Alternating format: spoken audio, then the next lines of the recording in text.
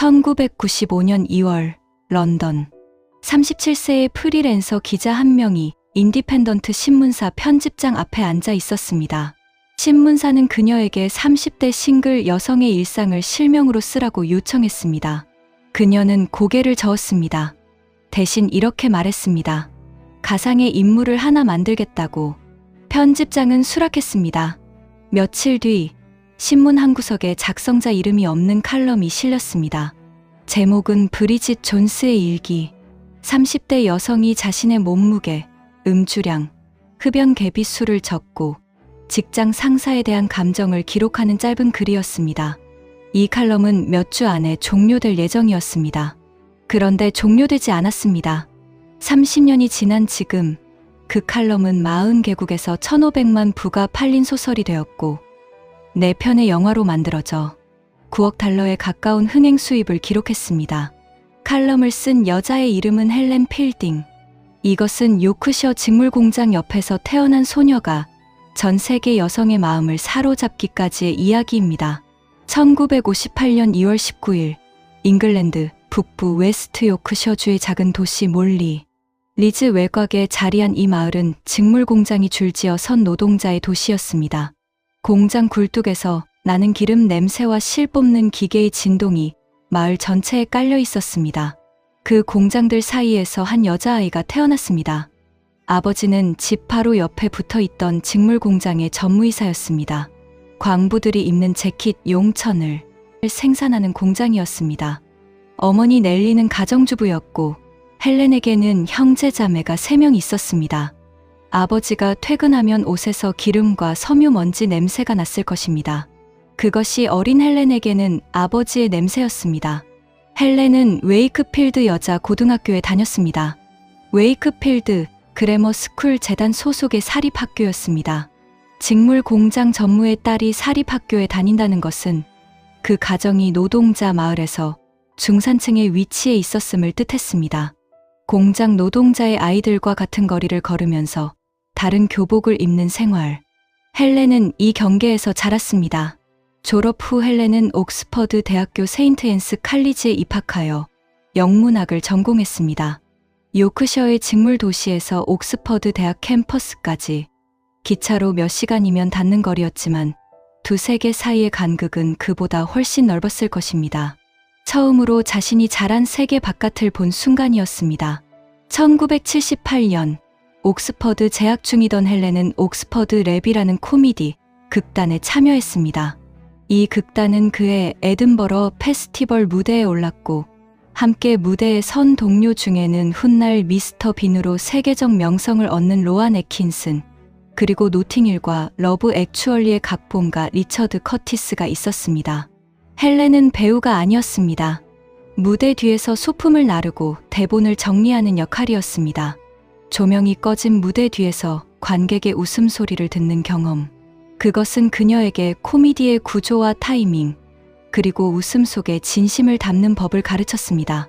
훗날 브리짓 존스의 유머가 단순한 웃음이 아니라 공감을 이끌어내는 이유는 이 어두운 무대 뒤에서 시작되었는지도 모릅니다. 1979년 대학을 졸업한 헬렌은 BBC에 입사했습니다. 첫 직책은 뉴스 매거진 프로그램 네이셔너이드의 지역 리서처였습니다. 21세의 여성이 영국 공영방송의 복도를 걸어 들어간 것입니다. 복도 끝에서 그녀를 기다리고 있던 것은 10년이라는 시간이었습니다.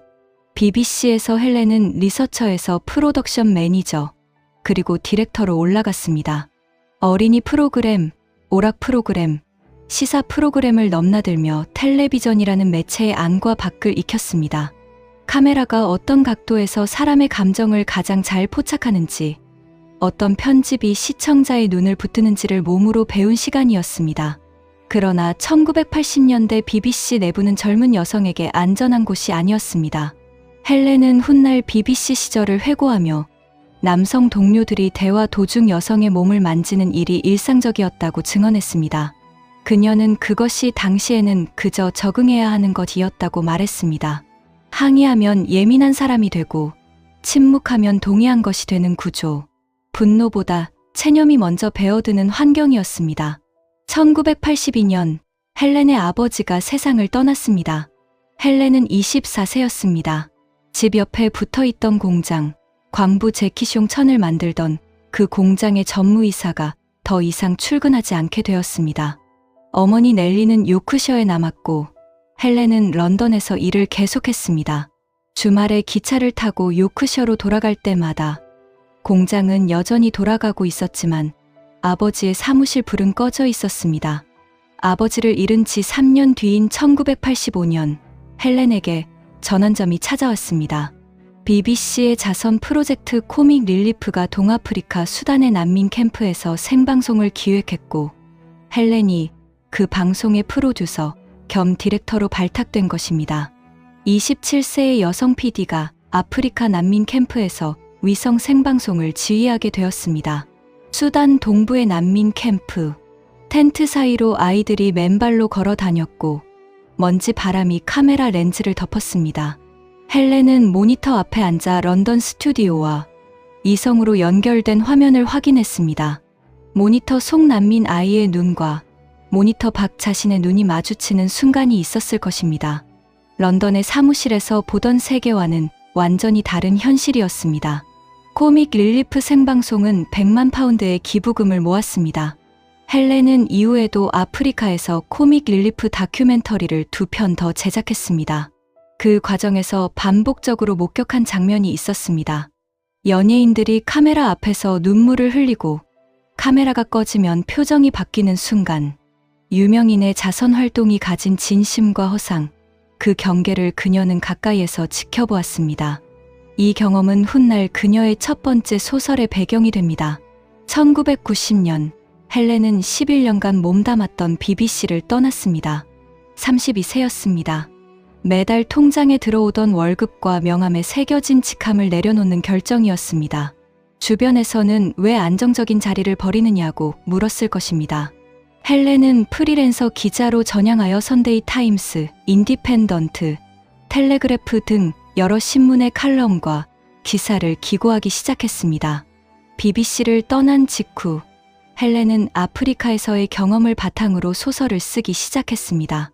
제목은 코즈 셀럽, 동아프리카 난민 캠프를 배경으로 런던의 화려한 출판계를 떠나 아프리카 난민 캠프를 운영하게 된 젊은 여성의 이야기였습니다. 유명인의 자선 활동과 현지 현실 사이의 괴리를 풍자한 소설이었습니다. 4년에 걸친 집필 끝에 1994년 코즈 셀럽이 출간되었습니다. 평론가들의 반응은 호의적이었습니다. 날카로운 풍자와 생생한 현장감을 높이 평가하는 서평이 이어졌습니다. 헬렌은 서점에 가서 자신의 책이 어디에 진열되어 있는지 확인하는 습관이 생겼습니다. 대부분의 경우 책은 전날 놓아둔 그 자리에 그대로 있었습니다. 아무도 집어들지 않은 것입니다. 호평과 판매 부진, 작가에게 가장 혼란스러운 조합이었습니다. 좋은 책이다 라는 말은 들리는데 통장 잔고는 줄어들기만 했습니다. 프리랜서 기자 수입은 불규칙했고 런던의 월세는 매달 정확히 빠져나갔습니다. 4년을 쏟아부은 소설이 서점에서 먼지를 쌓아가는 동안 헬렌은 다음 달 월세를 걱정해야 했습니다. 그래도 멈출 수는 없었습니다.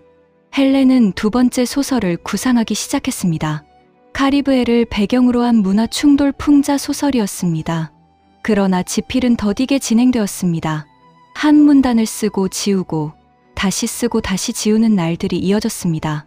첫 소설의 실패가 자신감을 갉아먹고 있었던 것인지도 모릅니다. 그런 시기에 인디펜던트 신문사의 제안이 들어왔습니다. 30대 싱글 여성의 런던 생활을 소재로 칼럼을 써달라는 것이었습니다. 단, 본인의 실명으로, 실제 경험을 바탕으로 헬렌은 거절했습니다. 자신의 이름을 걸고 연애 실패와 체중 고민을 공개하는 것은 너무 민망했습니다. 대신 역제안을 했습니다. 가상의 인물을 만들어 그 캐릭터의 시점으로 쓰겠다고. 편집장이 수락한 뒤 헬렌은 캐릭터를 만들기 시작했습니다. 30대 싱글 여성, 출판사에서 일하고 몸무게에 집착하고 술을 좋아하고 연애에 서툴고 나이에 불안해하는 여자. 거기에 제인 오스틴의 오만과 편견 구조를 느슨하게 차용했습니다. 이름은 브리짓 존스. 헬렌 자신과 닮았지만 헬렌은 아닌 그런 여자였습니다. 1995년 2월 28일 인디펜던트 신문에 작성자 이름이 없는 칼럼이 실렸습니다. 브리짓 존스의 일기. 헬렌은 익명이라는 보호막 뒤에서 비로소 솔직해질 수 있었습니다. 30대 여성들이 실제로 느끼지만 입 밖으로 꺼내지 못하는 것들. 체중에 대한 집착, 연애에 반복되는 실패, 직장에서의 모멸감, 나이에 대한 불안. 브리짓이라는 캐릭터가 그것을 대신 말해주었습니다. 칼럼은 매주 계속되었고 독자들의 반응은 예상보다 빠르게 커졌습니다. 여성 독자들이 신문사에 편지를 보내기 시작했습니다. 이건 내 이야기 같다.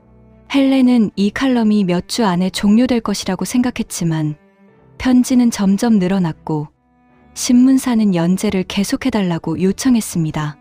몇 주짜리 칼럼이 몇 달짜리 연재가 되어 가고 있었습니다. 칼럼이 화제가 되면서 언론이 작성자를 추적했습니다. 익명으로 시작한 글이었지만 결국 헬렌 필딩이라는 이름이 공개되었습니다. 4년 전 서점에서 먼지를 쌓던 소설의 작가가 이번에는 신문 칼럼으로 런던을 떠들썩하게 만들고 있었습니다. 헬렌 자신도 이 상황이 낯설었을 것입니다. 출판사가 접근했습니다. 카리브의 소설 대신 브리짓 존스의 일기를 단행본으로 출간하자는 제안이었습니다. 헬렌은 멈추어 서야 했습니다. 몇 년간 공을 들인 두 번째 소설을 포기하고 신문 칼럼을 책으로 엮는 것. 진지한 문학을 쓰겠다는 자신의 계획을 접고 몸무게와 음주량을 기록하는 캐릭터의 이야기를 선택하는 것. 쉬운 결정이 아니었습니다. 헬렌은 카리브의 소설을 접었습니다. 그리고 브리짓 존스를 선택했습니다. 1996년 브리짓 존스의 일기 하드커버가 출간되었습니다.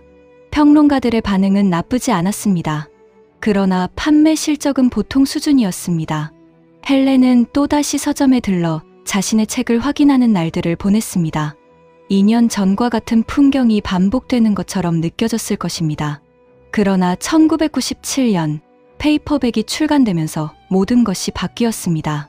브리짓 존스의 일기 페이퍼백은 출간 직후 베스트셀러 1위에 올랐습니다. 1위 자리를 6개월 넘게 유지했습니다. 영국 전역의 서점에서 이 책을 들고 계산대로 향하는 여성들의 행렬이 이어졌습니다. 서점에 가면 이제 책이 제자리에 없었습니다. 다 팔렸기 때문이었습니다. 브리짓 존스의 일기는 40개국 이상에서 번역 출간되었습니다. 전 세계 누적 판매 부수는 1,500만 부를 넘었습니다. 3년 전까지 런던 월세를 걱정하던 프리랜서 기자의 통장에 이제 상상하지 못했던 금액이 찍히기 시작했습니다. 요크셔 직물 도시 출신의 여자가 쓴 신문 칼럼이 전 세계 여성들의 서재에 꽂히는 책이 된 것입니다. 이 책이 가진 힘은 단순한 재미를 넘어섰습니다. 헬렌 필딩은 훗날 인터뷰에서 이렇게 말했습니다.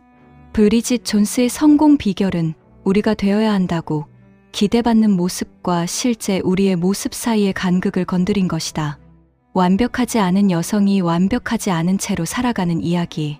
그것이 수백만 명의 가슴에 닿은 것입니다. 여기서 잠깐, 여러분은 자신의 불완전한 모습을 있는 그대로 받아들인 적이 있으신가요?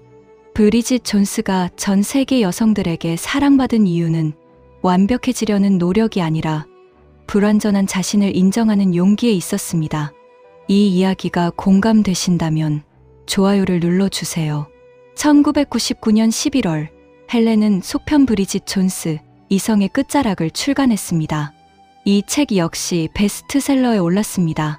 칼럼은 인디펜던트에서 데일리 텔레그래프로 옮겨 1997년까지 이어졌고 2005년부터는 다시 인디펜던트에서 브리짓의 이야기를 연재했습니다. 하나의 캐릭터가 하나의 문화 현상으로 자라나는 속도를 헬렌 자신도 가늠하기 어려웠을 것입니다. 할리우드가 움직이기 시작했습니다.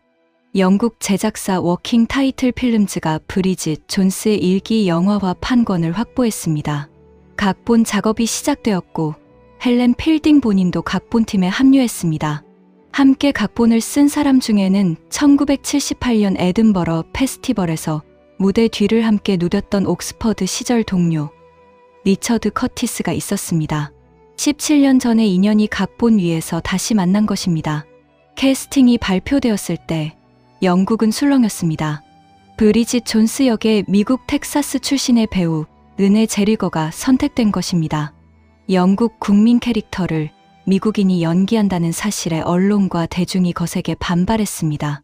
한 이브닝 스탠다드 칼럼니스트는 할리우드식 둔감한 어리석음이라고 썼고, 함께 출연하는 휴 그랜트조차 처음에는 무리한 캐스팅이라는 반응을 보였습니다. 르네 제리거는 반발에 아랑곳하지 않았습니다. 촬영 전 런던으로 건너가 영국 출판사에서 가명으로 인턴 생활을 시작했습니다. 영국식 발음, 사무실 문화, 런던 거리의 걸음걸이까지 체화했습니다. 동료 직원들은 그녀가 할리우드 배우라는 사실을 알지 못했습니다. 그녀는 수개월 동안 브리짓 존스로 살았습니다. 2001년 4월 영화 브리짓 존스의 일기가 개봉했습니다. 르네 제리거, 휴 그랜트, 콜린 퍼스가 출연한 이 영화는 전 세계에서 2억 8,100만 달러의 흥행 수입을 기록했습니다. 개봉 전 미국인이 어떻게 브리짓을 연기하느냐고 했던 비평가들이 개봉 후에는 르네 제리거가 브리짓 존스 그 자체라고 썼습니다. 캐스팅 논란은 완전히 뒤집혔습니다. 영화의 성공은 소설 판매를 다시 끌어올렸습니다. 영화를 본 관객이 서점으로 향했고 서점의 독자가 다시 영화관으로 돌아오는 순환이 만들어졌습니다. 6년 전까지 월세를 걱정하던 프리랜서 기자의 이름이 이제 영국 문학과 할리우드 양쪽에서 동시에 불리고 있었습니다. 헬렌 필딩 자신도 이 속도가 비현실적으로 느껴졌을 것입니다. 성공의 한가운데에서 헬렌의 개인적인 삶에도 변화가 찾아왔습니다. 2000년 미국 로스앤젤레스에서 한 남자를 만났습니다. 케빈 커런. 미국 텔레비전 역사상 가장 오래 방영된 애니메이션 심슨 가족의 작가이자 총괄 프로듀서였습니다. 에미상을 6번 수상한 코미디 작가였습니다. 두 사람은 연인이 되었습니다. 헬렌은 런던과 로스앤젤레스를 오가며 생활하기 시작했습니다. 브리짓 존스의 작가와 심슨 가족의 작가가 한 집에서 아침을 먹었습니다. 두 사람 모두 유머를 직업으로 삼은 사람들이었지만 하나는 영국식 자기 비하 유머를, 다른 하나는 미국식 풍자를 다루었습니다. 웃음의 결이 사뭇 달랐던 두 사람이 같은 식탁에 앉아 있었습니다.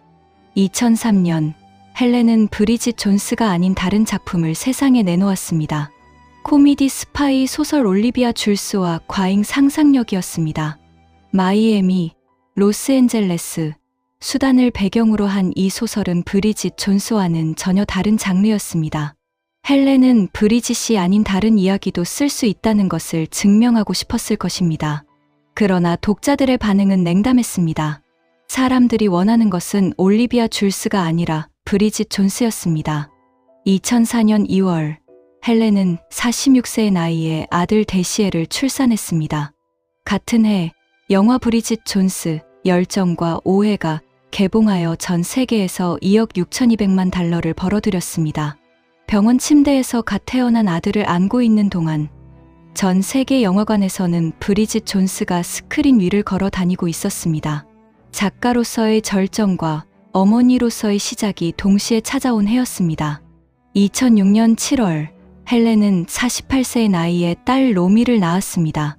43세의 첫 아이, 48세의 둘째 아이. 이 사실은 영국 언론에서 화제가 되었습니다. 브리짓 존스가 나이에 대한 불안을 상징하는 캐릭터였기에 그녀의 작가가 40대 후반의 아이를 낳았다는 것은 하나의 메시지처럼 읽혔습니다. 브리짓이 두려워했던 것들을 헬렌은 현실에서 하나씩 넘어가고 있었습니다. 그러나 아이가 둘이 된 뒤 케빈과의 관계는 변화를 맞았습니다.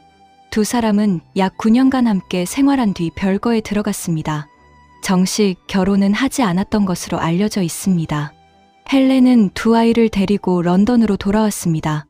로스앤젤레스의 햇살 아래에서 시작된 관계가 런던의 흐린 하늘 아래에서 끝났습니다.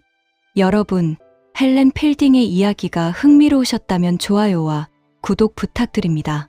아직 이야기는 절반도 지나지 않았습니다. 별거 이후에도 헬렌은 글을 멈추지 않았습니다. 그러나 이 시기 그녀가 마주한 것은 작가로서의 정체성에 대한 질문이었습니다. 올리비아 줄스는 브리짓만큼의 반응을 얻지 못했고 독자와 출판사가 원하는 것은 오직 하나, 브리짓 존스의 다음 이야기였습니다. 자신이 만든 캐릭터에 의해 정의되는 삶. 그것은 축복이면서 동시에 보이지 않는 울타리였습니다. 2012년 11월, 긴 침묵을 깨고 헬렌은 발표했습니다. 브리짓 존스 시리즈 세 번째 소설을 집필 중이라고. 브리짓 존스의 첫 칼럼이 실린 지 17년, 첫 소설이 나온 지 16년 만이었습니다. 전 세계 팬들이 반응했고 출판사는 초판 부수를 대규모로 잡았습니다. 그러나 헬렌은 이 소설에서 독자들이 예상하지 못한 결정을 내리고 있었습니다. 2013년 10월, 브리짓 존스, 나의 소년에게 반하다가 출간되었습니다. 이 소설에서 브리짓의 남편 마크 다하시가 죽습니다. 다하시는 콜린 퍼스가 영화에서 연기한 팬들이 가장 사랑하는 캐릭터였습니다. 출간 전 이 사실이 알려지자 팬들 사이에서 분노가 터져 나왔습니다. 왜 다하시를 죽이느냐? 출간 당일 영국에서만 46,000부가 팔렸습니다. 선데이 타임스 베스트셀러 1위에 올랐고 뉴욕 타임스에서는 7위에 데뷔했습니다. 영국 페이퍼백 출간 시점까지 100만 부가 팔렸습니다. 그러나 팬들의 반응은 양극단이었습니다. 마크 다하시를 돌려달라는 항의와 브리짓이 드디어 어른이 되었다는 지지가 동시에 쏟아졌습니다. 헬렌은 왜 마크 다하시를 죽였을까요? 그녀는 인터뷰에서 이렇게 말했습니다. 50대 여성이 사랑과 상실을 겪는 이야기를 쓰고 싶었다고. 브리짓 존스가 영원히 30대에 머무를 수는 없었습니다. 캐릭터도 작가처럼 나이를 먹어야 했고, 나이를 먹는다는 것은 무언가를 잃는다는 것을 의미했습니다. 그리고 현실이 소설을 따라잡았습니다. 2016년 9월, 세 번째 영화 브리짓 존스의 아기가 개봉했습니다. 르네 제리거, 콜린 퍼스, 그리고 새로운 캐스트 패트릭 댐프시가 출연했습니다. 전 세계에서 2억 1,100만 달러를 벌어들였습니다. 같은 해, 헬렌은 네 번째 소설 브리짓 존스의 아기, 그 일기들을 출간했습니다. 이 작품은 볼린저, 에브리맨 우드하우스상 올해의 코미디 소설 부문을 수상했습니다. 22년 전 서점에서 먼지만 쌓이던 첫 소설 코즈 셀럽의 기억이 떠올랐을 것입니다. 같은 손으로 쓴 글인데 22년 사이에 세상의 반응은 이토록 달라져 있었습니다. 영화가 성공적으로 상영되고 있던 2016년 10월 25일, 로스앤젤레스에서 소식이 전해졌습니다. 케빈 커런이 암합병증으로 세상을 떠났습니다. 59세였습니다. 두 사람은 이미 별거 상태였지만 데시엘과 롬이라는 두 아이의 부모로서 여전히 연결되어 있었습니다. 12세 데시엘과 10세 로미에게 아버지가 더 이상 전화를 걸지 않게 된 것입니다. 헬렌은 케빈의 죽음에 대해 오랫동안 공개적으로 말하지 않았습니다. 브리짓 존스의 아기 영화 홍보 일정이 진행되는 와중에 전해진 부고였습니다. 카메라 앞에서 브리짓의 유머에 대해 이야기해야 하는 시간과 카메라가 꺼진 뒤 아이들의 얼굴을 바라보는 시간이 같은 하루 안에 존재했습니다. 소설 속 브리짓은 남편을 잃은 뒤 홀로 아이를 키우며 다시 사랑을 찾아 나섭니다. 현실의 헬렌도 두 아이의 어머니로서 런던에서 일상을 이어갔습니다. 3년 전 소설에서 마크 다하시를 죽인 헬렌의 선택이 이제 다른 무게로 다가왔습니다. 소설과 현실의 경계가 이토록 가까웠던 적은 없었을 것입니다. 2016년 12월, BBC 우먼스 아워는 지난 70년간 영국 여성 문화에 가장 큰 영향을 준 7명의 여성을 선정했습니다. 그 명단에 브리짓 존스가 포함되었습니다. 마거릿 대처, 다이애나 왕세자비와 같은 이름들 사이에 가상의 인물이 끼어 있었습니다. 유일한 허구의 여성이었습니다. 신문 칼럼에서 태어난 캐릭터가 실존 인물들과 어깨를 나란히 한 것입니다. 케빈의 사망 이후 헬렌은 공개석상에 거의 나타나지 않았습니다. 런던에서 두 아이를 키우며 조용히 글을 쓰는 생활이 이어졌습니다. 데시엘은 10대 중반, 로미는 10대 초반이었습니다. 아이들이 학교에 간 사이 글을 쓰고 아이들이 돌아오면 저녁을 차리는 일상. 전 세계가 아는 작가의 하루는 생각보다 조용했습니다. 그 조용한 시간 속에서도 헬렌은 아프리카를 잊지 않았습니다. 세이브 더 칠드런의 홍보대사로 활동했고 고향 요크셔의 아동 빈곤 퇴치를 위한 요크셔 칠드런스 체리티의 홍보대사이기도 했습니다. 또한 로스앤젤레스의 의료단체 오하나 원에 참여하여 모잠비크와 아프리카 전역에서 원격 수술 훈련을 지원했습니다. 27세의 수단 난민 캠프에서 카메라를 돌리던 여성의 시선은 30년이 지나도 여전히 같은 대륙을 향하고 있었습니다. 여러분은 소설이나 영화 속 캐릭터가 자신의 삶에 영향을 준 적이 있으신가요? 브리짓 존스는 단순한 엔터테인먼트를 넘어 수백만 여성에게 불완전해도 괜찮다는 메시지를 전달한 캐릭터였습니다. 공감이 되신다면 구독과 알림 설정을 부탁드립니다. 2020년 헬렌은 가디언과의 인터뷰에서 25년 전 자신이 쓴 브리짓 존스의 세계를 되돌아보며 놀라움을 표현했습니다. 소설 속 브리짓이 직장 상사 데니얼 클리버에게 겪는 성희롱 장면이 1990년대에는 유머러스였지만 지금의 시선으로 보면 충격적이라고 말했습니다. 이 발언은 그녀 자신의 경험과 무관하지 않았습니다. 1980년대 BBC에서 일상적으로 겪었던 성희롱, 그리고 그것을 적응해야 하는 것으로 받아들였던 자신의 과거. 25년의 시간이 사회의 기준을 바꾸었고 헬렌은 그 변화를 자신의 소설을 통해 확인한 것입니다. 과거의 유머로 쓴 장면이 지금은 고발이 되어 있었습니다. 2024년 10월 헬렌의 고향 리즈에서 리본스라는 조각 작품이 공개되었습니다. 이 조각에는 리즈 출신의 영감을 준 여성 383명의 이름이 새겨져 있었습니다. 헬렌 필딩의 이름도 그 안에 있었습니다. 직물 공장 옆에서 태어난 소녀의 이름이 도시의 기념비 위에 올라간 것입니다. 아버지가 살아 있었다면 그 이름을 손가락으로 짚어보았을 것입니다. 같은 시기 네 번째 영화의 제작이 진행되고 있었습니다. 브리짓 존스, 나의 소년에게 반하다. 르네 제리거가 다시 브리짓을 연기했고 치웨텔 에지오포, 레오 우달, 콜린 퍼스, 휴 그랜트가 출연했습니다. 감독은 마이클 모리스, 각본은 헬렌 필딩 본인과 댄 메이저, 아비 모건이 공동으로 맡았습니다. 1995년 칼럼을 시작한 여자가 30년 뒤에도 같은 캐릭터의 각본을 쓰고 있었습니다. 이 영화에서 브리짓은 50대의 미망인으로 등장합니다. 남편을 잃고 아이를 키우며 다시 사랑을 시작하는 이야기입니다. 30대의 브리짓은 체중계 위에서 불안해했고 50대의 브리짓은 빈 침대 위에서 외로워합니다. 캐릭터가 나이를 먹었고 그만큼 감정의 무게도 달라졌습니다. 2025년 2월 영화가 개봉했습니다. 영국과 아일랜드에서 개봉 4일 만에 1180만 파운드의 흥행 수입을 기록하며 영국 역대 로맨틱 코미디 오프닝 기록을 경신했습니다. 20년 넘게 브리짓을 기다려온 관객들이 영화관으로 몰려든 것입니다. 네 번째 영화의 전 세계 흥행 수입은 1억 3천만 달러를 넘겼습니다. 이로써 브리짓 존스 영화 4편의 전 세계 누적 흥행 수입은 약 8억 9,700만 달러가 되었습니다. 1995년에 인디펜던트 신문 한 구석에 실린 익명의 칼럼이 30년 만에 10억 달러에 근접하는 영화 시리즈를 만들어낸 것입니다. 영화 홍보 인터뷰에서 헬렌은 케빈의 죽음에 대해 처음으로 공개적으로 언급했습니다. 소설 속 브리짓이 남편을 잃는 이야기와 자신이 아이들의 아버지를 잃은 경험 사이에 겹치는 부분이 있다고 인정했습니다. 9년간 침묵했던 이야기를 카메라 앞에서 꺼내는 것은 쉽지 않았을 것입니다. 헬렌은 이렇게 말했습니다. 소설을 쓸 때 언제나 르네 제리거를 머릿속에 떠올린다.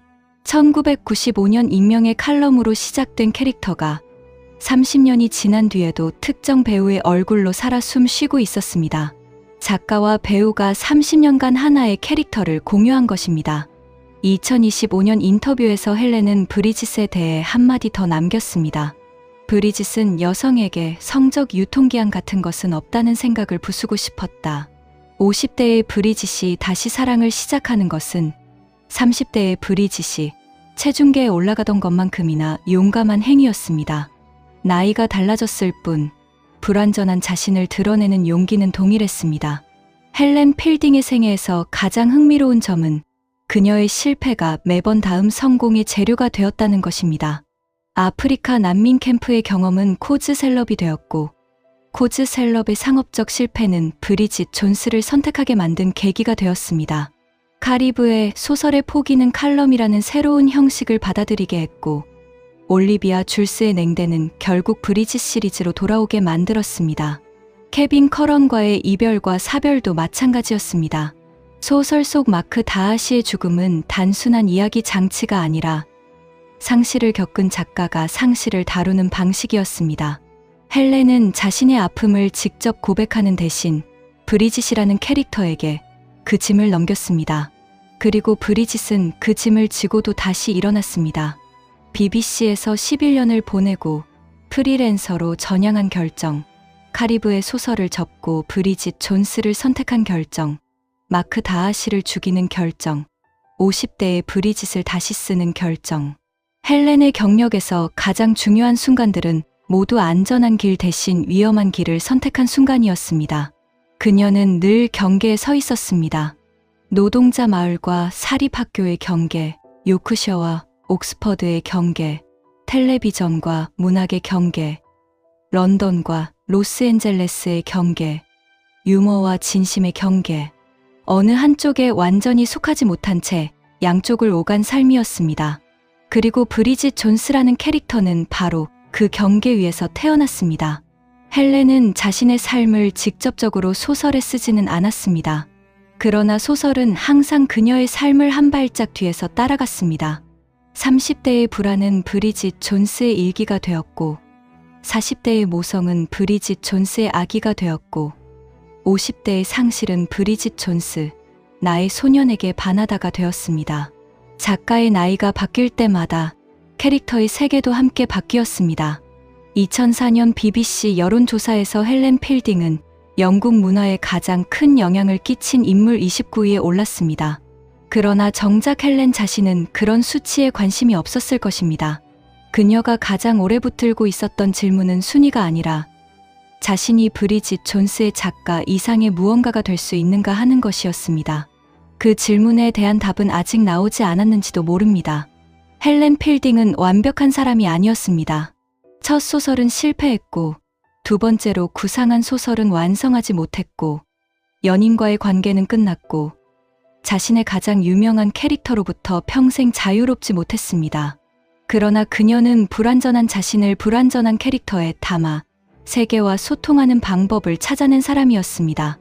요크셔의 직물 공장 옆에서 태어난 소녀가 옥스퍼드에서 코미디를 배우고, BBC에서 텔레비전을 익히고, 아프리카에서 현실을 목격하고, 런던에서 칼럼을 쓰고, 할리우드에서 각본을 쓰고, 로스앤젤레스에서 사랑하고 잃고, 그 모든 경험을 한 명의 가상 인물에 녹여낸 것입니다. 헬렌 필딩은 2025년 현재 67세입니다. 런던에 거주하며 로스앤젤레스에서도 시간을 보냅니다. 아들 데시엘은 21세, 딸 로미는 19세가 되었습니다. 어머니 넬리는 2021년 요크셔에서 세상을 떠났습니다. 직물 공장 옆집에서 남편을 먼저 보내고 딸이 세계적인 작가가 되는 과정을 끝까지 지켜본 여성이었습니다. 작가의 삶은 종종 자신이 만든 캐릭터의 그림자 속에 가려집니다. 하지만 브리짓 존스 뒤에는 헬렌 필딩이라는 여성이 있었습니다. 직물 공장의 딸, BBC의 PD, 아프리카의 다큐멘터리 제작자, 프리랜서 기자, 베스트셀러 작가, 할리우드 각본가, 그리고 홀로 두 아이를 키운 어머니. 그 모든 역할 사이에서 그녀는 한 번도 글을 놓지 않았습니다. 1995년 2월, 인디펜던트 신문 한 구석에 이름 없는 칼럼이 실렸습니다. 37세 프리랜서 기자가 몇 주면 끝날 줄 알고 쓴 글이었습니다. 30년이 지난 지금, 그 글을 쓴 여자는 아직 살아있고, 그 글에서 태어난 캐릭터도 아직 살아있습니다. 전 세계 서점에, 영화관에, 그리고 불완전한 자신을 안고 살아가는 수백만 독자의 마음속에 헬렌 필딩의 이야기는 여기서 마무리됩니다. 지혜의 숲에서는 앞으로도 세상에 흔적을 남긴 사람들의 이야기를 전해드리겠습니다. 이 영상이 마음에 드셨다면 좋아요와 구독, 그리고 알림 설정을 부탁드립니다. 댓글로 다음에 다루어 주었으면 하는 인물을 남겨주세요. 지혜의 숲이었습니다.